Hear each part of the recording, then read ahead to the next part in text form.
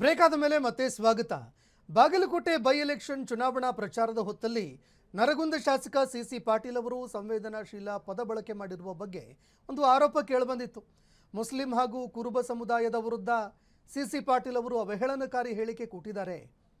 ಇದೀಗ ಸಿಸಿ ಪಾಟೀಲ್ ಅವರ ಹೇಳಿಕೆ ಖಂಡಿಸಿ ಏಪ್ರಿಲ್ 20ಕ್ಕೆ ನರಗುಂದ ಚಲೋ ಚಳವಳಿ ನಡೆಸೋದಕ್ಕೆ ಅಹಿಂದ ಸಮುದಾಯದವರು ತಯಾರಿ ಮಾಡಿಕೊಂಡಿದ್ದಾರೆ.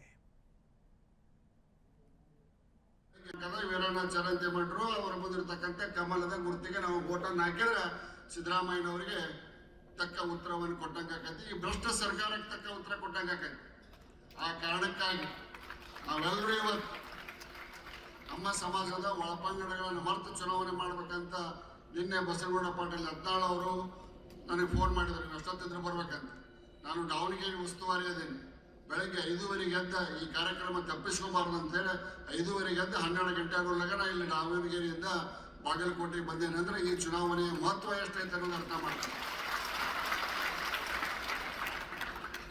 ಒಂದು ಇವ್ರನ್ನ ಒಂದು ಟೂರ್ನ ತಡಿಬೇಕಾದಂಥ ಶಕ್ತಿ ನಮ್ಮ ಗುರುಗಳಿಗೆ ಐತಿ ಅನ್ನುವಂಥದ್ದು ನೆನಪು ಮಾಡಕ್ ಬಂದೇನಿ. ಆ ಕಾರ್ಯವನ್ನ ಯಶಸ್ವಿಯಾಗಿ ಮಾಡ್ರಿ ಅನ್ನುವಂಥ ಮಾತನ್ನು ಹೇಳಿ ಚುನಾವಣೆ ಒಳಗೆ ಅಪಪ್ರಚಾರ ಇರ್ತಾವ.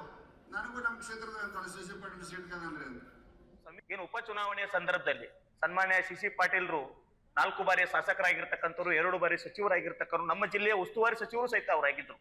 ಅಂತವರು ಸಂವಿಧಾನದ ಅಡಿಯಲ್ಲಿ ಅವರು ಪ್ರಮಾಣ ವಚನ ಸ್ವೀಕಾರ ಮಾಡಿರ್ತಕ್ಕಂಥವ್ರು ಸಂವಿಧಾನಾತ್ಮಕ ಪದಗಳನ್ನ ಬಳಕೆ ಮಾಡಬೇಕಾಗಿತ್ತು. ಆದ್ರೆ ಅವರು ಬಳಕೆ ಮಾಡಿರ್ತಕ್ಕಂಥದ್ದೇನು ಸಂದೇಶಗಳೇನಿತ್ತು, ಮುಸ್ಲಿಂ ಸಮುದಾಯದ ಸಂಪ್ರದಾಯದ ವಿಚಾರಗಳಿಟ್ಕೊಂಡು ಕುರುಬ ಸಮುದಾಯದ ಒಂದು ಸಾಂಪ್ರದಾಯಿಕ ಹಿನ್ನೆಲೆ ಇಟ್ಟುಕೊಂಡು ಏನು ಅವಹೇಳನ ಮಾಡುವಂತ ಕೆಲಸವನ್ನ ಮಾಡಿದ್ದಾರೆ. ಅದು ಬಹಳ ಖಂಡನೀಯವಾಗಿರ್ತಕ್ಕಂಥ ಕೆಲಸ. ಒಂದು ವಿಷಾದವನ್ನು ವ್ಯಕ್ತಪಡಿಸಬಹುದಾಗಿತ್ತು. ಮಾತಿನ ಭರಾಟೆಯಲ್ಲಿ ಮಾತನಾಡಿರ್ತಾರೆ. ಈಗ ನಾವು ಮಾತನಾಡ್ತಾ ಇತ್ತು ಒಂದು ಯಾವುದೋ ಒಂದು ಮಾತಿನ ಭರಾಟೆಯಲ್ಲಿ ಮಾತುಗಳು ಸಹಜವಾಗಿ ಬಂದಿರ್ತಕ್ಕಂಥ ಸಂದರ್ಭದಲ್ಲಿ ನಮ್ಮ ತಪ್ಪಿನ ಅರಿವಾದ ನಂತರ ನಾವು ವಿಷಾದವನ್ನು ವ್ಯಕ್ತಪಡಿಸಬಹುದು, ಇಲ್ಲ ಕ್ಷಮಾಪಣೆ ಕೇಳಿದ್ರೆ ಅಲ್ಲಿಗೆ ಯಾವುದೋ ಒಂದು ಇತ್ಯರ್ಥ ಆಗತ್ತೆ. ಆದ್ರೆ ಇಲ್ಲಿವರೆಗೂ ಸಹಿತ ಯಾವುದೇ ರೀತಿಯಾಗಿದೆ ಇತ್ಯರ್ಥ ಆಗದೆ ಇರ್ತಕ್ಕಂಥ ಅವ್ರು ಮಾತನಾಡದಕ್ಕೆ ವಿಷಾದವನ್ನು ವ್ಯಕ್ತಪಡಿಸದೇ ಇರ್ತಕ್ಕಂಥ ಸಂದರ್ಭದಲ್ಲಿ ನಾವು 20ನೇ ತಾರೀಕು ಬಸವ ಜಯಂತಿ ಇದೆ. ಈ ಬಸವ ಜಯಂತಿಯನ್ನ ನಾವು ಅರ್ಥಪೂರ್ಣವಾಗಿ ಆಚರಿಸ್ಬೇಕಂತೇಳಿ ಮಾಡಿದ್ವಿ. ಅವತ್ತು ಬಸವಣ್ಣನ ಜಯಂತಿಯ ಅಂಗವಾಗಿ ನಾವು ನರಗುಂದ ಚಲೋ ಬಸವ ಜಯಂತಿ ಕ್ಷಣ ಕ್ಷಣದ ಸುದ್ದಿಗಳಿಗಾಗಿ ಫ್ರೀಡಂ ಟಿವಿ ಸಬ್ಸ್ಕ್ರೈಬ್ ಮಾಡಿ, ಲೈಕ್ ಮಾಡಿ ಹಾಗೂ ಫಾಲೋ ಮಾಡಿ.